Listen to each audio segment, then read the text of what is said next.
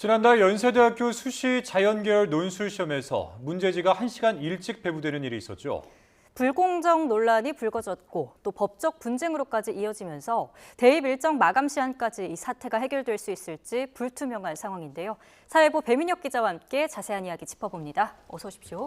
안녕하세요. 네.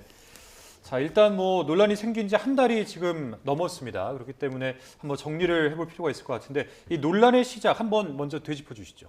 네, 처음 시작은 지난달 12일이었습니다. 연세대학교 수시 자연계열 논술 시험이 진행된 날인데요.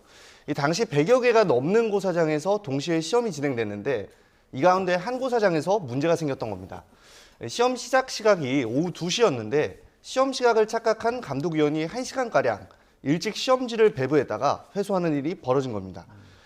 이후 수험생 커뮤니티를 중심으로 이 내용이 알려지며 감독이 부실했다는 의혹이 퍼졌습니다. 게다가 그날 온라인 커뮤니티 곳곳에 논술 시험 문제지나 연습지가 그대로 찍힌 사진들이 게시되면서 문제 유출 의혹까지 불거진 겁니다. 네. 지금 대입 일정 마감 시한이 다가오면서 더 주목되는 이슈인 것 같은데 이런 의혹이 제기되자마자 수험생들 사이에선 논란, 또 재시험 이야기가 나왔죠? 네, 맞습니다. 이 당시 수험생 커뮤니티에 올라왔던 글들을 보시면 시험이 불공정했다는 내용을 쉽게 찾아볼 수 있었습니다. 또 시험지가 1시간가량 먼저 배부됐던 것도 누군가에게는 문제를 풀 시간이 더 있었던 것 아니냐는 주장도 제기됐는데요. 입시 전문가들도 소수의 학생이지만 짧은 시간이라도 문제지를 먼저 볼 수 있었던 것은 공정하지 못하다고 지적했습니다. 직접 들어보시죠. 짧은 시간에 공개됐다 하더라도 그 문제를 보면서 특정 수험생에게는 굉장히 좀 도움이 될 수 있던 부분들이 판단될 수 있기 때문에 사실은 재시험은 불가피한 상황으로 봐야 되지 않느냐. 이런 지적들이 이어지자 이 연세대는 공정성 논란을 일축하기 위해 해명에 나섰습니다. 지금 이 사진이 당시 인터넷에 게시됐던 문제지 사진 가운데 한 장인데요. 예. 연세대는 이 사진을 봤을 때 군데군데 이 문제를 푸는 적이 있고 시험 종료 30분 전에야 공지됐었던 문제 오류도 정정했던 흔적이 있다고 설명했습니다. 이제 이런 정황들을 종합적으로 고려했을 때 이 사진은 시험 시간 중간에 찍힌 게 아니라 누군가 시험이 끝난 후 악의적으로 사진을 찍어서 유출한 것으로 보인다는 겁니다. 결국 연세대는 문제지가 시험 시작 전에 유출된 정황을 파악되지 않은 만큼 시험의 전반적인 공정성이 훼손됐다기보다는 이 개별 학생들의 일탈과 부정행위가 있었던 것으로 보인다면서 재시험은 고려 대상이 아니라고 선을 그었습니다. 네, 꽤 구체적인 근거까지 설명한 그런 해명이었던 것 같은데 그럼에도 이 수험생들 분위기는 좀 가라앉지 않는 것 같아요. 네, 쉽게 가라앉지는 않았습니다. 이 해명에도 시험의 불공정성 논란이 끊이지 않은 건데요. 물론 문제가 사전에 유출됐다거나 그런 의혹은 아니지만 일단 시험이 끝나자마자 빠짐없이 회수해야 하는 이 문제지가 일단 온라인에 유포됐다는 것만으로도 관리 감독이 허술한 것 아니냐라는 지적이 잇따랐습니다. 당시 연세대 논술 시험에 응시했던 학생의 이야기 들어보시죠. 연습지 답안지는 연세대 측에서 시험이 끝나자마자 즉각적으로 회수를 하기 때문에 이 온라인에 절대 유출이 돼서는 안 되는 게 당연한데요. 감독관이 제지를 하지 않은 거기 때문에. 뿐만 아니라 앞서 입시 전문가도 지적했듯 누군가 시험지를 조금이라도 일찍 볼 수 있었다는 것에 불만을 제기한 학생도 있었습니다. 이어서 들어보시죠. 시험자 문제지를 배부했고 이제 학생들은 터본 확인과 매수 확인 과정에서 그 문제지를 한번 훑게 되거든요. 그런 과정을 통해서 학생들은 문제에 대한 유형이나 그런 것들을 다 인지했을 거고. 연세대와 수험생 양측의 입장이 지금 팽팽한 상황인데요. 논란이 계속되자 정부도 논술 시험에서 어떤 일이 일어났는지 자세하게 조사하라고 말했죠. 네, 그렇습니다. 논란이 불거진 지 3일 만인 지난달 15일입니다. 이 윤석열 대통령은 국무회의 마무리 발언에서 이주호 교육부 장관에게 정확한 경위를 파악하고 책임자를 문책하라고 당부했습니다. 예. 그러면서 재발 방지 대책도 마련하라고 엄정 조치를 주문했는데요. 이에 따라 교육부도 연세대학교에 같은 주문을 했고 연세대는 자체 조사를 벌여 경위를 파악했습니다. 네. 그리고 논술 유출 의혹과 관련해서도 인터넷에 올라온 모든 게시글들을 분석했는데요. 이 과정을 통해 문제지 사진을 인터넷에 올린 응시생 2명을 특정해냈습니다. 연세대는 이 2명을 포함해 다른 게시글을 올린 신원이 특정되지 않은 4명까지 모두 6명을 업무방해 혐의로 경찰에 고발했습니다. 하지만 이제 수험생들 가운데는 일부가 결국 법적 분쟁까지 간 상황이잖아요. 네, 맞습니다. 지난달 21일이죠. 일부 수험생과 학부모 등 30여 명이 서울 서부지방법원에 집단 소송을 제기했습니다. 시험이 공정하지 않았으니 무효임을 확인해달라는 무효 확인 소송을 하나 냈고, 이 소송이 진행되는 동안 합격자 발표 같은 게 이루어지면 안 되기 때문에 이제 논술 시험의 효력을 멈춰달라는 가처분 신청도 제기했습니다. 이후 무효 확인 소송의 경우 수험생 측이 승소하더라도 학교에 재시험을 강제할 수 없다는 점을 고려해 소송의 청구 취지를 재시험 이행으로 변경했습니다. 예. 지난달 29일에 효력정지 가처분 신청에 대한 첫 재판이 열렸는데요. 여기서도 연세대와 수험생 양측의 의견 팽팽하게 갈렸습니다. 수험생 측은 시험이 전반적으로 부실하게 관리됐다면서 재시험을 봐야 한다고 주장하는 반면, 연세대 측은 일부 관리 감독에 미흡한 점이 있었던 것은 사실이라면서도 문제를 인터넷에 올린 건 일부 학생들의 개인적인 일탈행위라고 선을 그었습니다.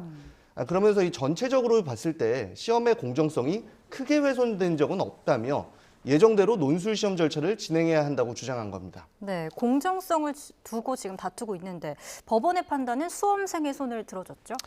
네, 그렇습니다. 지난 15일 법원은 연세대 수시 자연계열 논술 시험의 효력정지 가처분을 일부 인용했습니다. 가처분이 인용되며 그 순간 이후에 남았던 논술 합격자 발표 등 후속 절차가 중단된 건데요. 이번 사안이 좀 새로운 국면을 맞았다고 해석할 수도 있는 만큼 재판부 판단 한번 꼼꼼히 살펴보겠습니다. 우선 재판부는 이번 연세대 논술 시험의 특성을 고려했는데요. 수능 점수 등이 반영되지 않고 오직 논술 시험 점수로만 합격과 불합격이 결정되는 만큼 시험의 공정성이 절대적으로 중요하다고 본 겁니다. 그러면서 이때 공정성이라는 건 모든 응시자가 사회적인 통념상 같은 조건과 환경에서 시험을 본 게 전제돼야 한다고 설명했는데요. 예.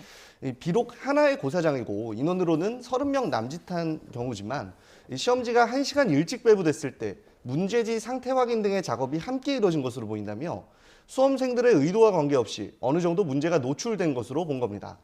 재판부는 이런 이유로 시험의 공정성이 크게 훼손됐다고 판단했고, 재시험은 현실적인 이유로 불가능하다는 연세대 측의 주장에 대해서도 지적을 이어갔습니다. 감독관이 문제지를 회수하고 시험 시작까지 1시간가량 남았었는데 이 시간 동안 외부의 이동이나 휴대전화 사용 지뢰 등 적절한 조치가 없었던 것으로 보인다며 감독관을 철저히 관리하지 못한 책임은 학교에 있다고 설명했습니다. 그러면서 공정성 논란이 일고 한 달이 다 지날 동안 연세대가 아무런 조치를 하지 않으며 스스로 시간 부족을 초래했다고 지적했습니다. 예. 법원의 판단이 나오고 파장이 꽤 컸는데 연세대는 곧바로 또 이의 신청을 했었습니다. 맞습니다. 법원의 결정이 나오고 연세대학교는 곧바로 이의를 신청했습니다. 한 번 더 재판부에게 판단을 해달라고 요청한 건데요. 이의 신청 신문기일 당일에도 양측의 입장은 크게 달라진 것 없이 팽팽하게 갈렸습니다. 양측의 입장을 이어서 들어보시죠. 대다수의 수험생들은 이 사건 사태에 대한 책임이 없고 본인이 부정행위를 하지도 않았으며 이 사건 논술 시험만을 위해서 열심히 공부를 했는데 그러한 수험생들에게 회복할 수 없는 손해가 발생하는 260명 정도의 예비 합격자의 기대보다 이 공정성 결여의 시험을 본 1만 명 이상의 수험생이 입을 피해가 더 크다. 더 이상 수험생들이 피해가 가지 않도록 재판 결과에 상관없이 재시험을 신속하게 자체적으로 실시해야 된다고 생각합니다. 방금 보신 것처럼 연세대는 재시험을 보면 오히려 선의의 피해자가 발생한다는 주장인데요. 그러면서 죄송합니다. 예. 법정에서 재시험과 수시 모집 인원을 정시로 이월하는 건 모두 대안이 될 수 없다고 선을 그었습니다. 재시험을 본다면 기존의 시험을 본 1차 합격생들과 2차 합격생 가운데 우선순위를 가리기 어렵다는 거죠. 예. 또 정시 2월의 경우 오로지 논술만을 준비한 학생들의 권리와 기회를 빼앗는 거라고 설명했습니다. 그러나 법원은 앞서 가처분 신청을 인용할 때와 같은 이유로 시험의 공정성이 훼손됐다며 이의 신청을 기각했습니다.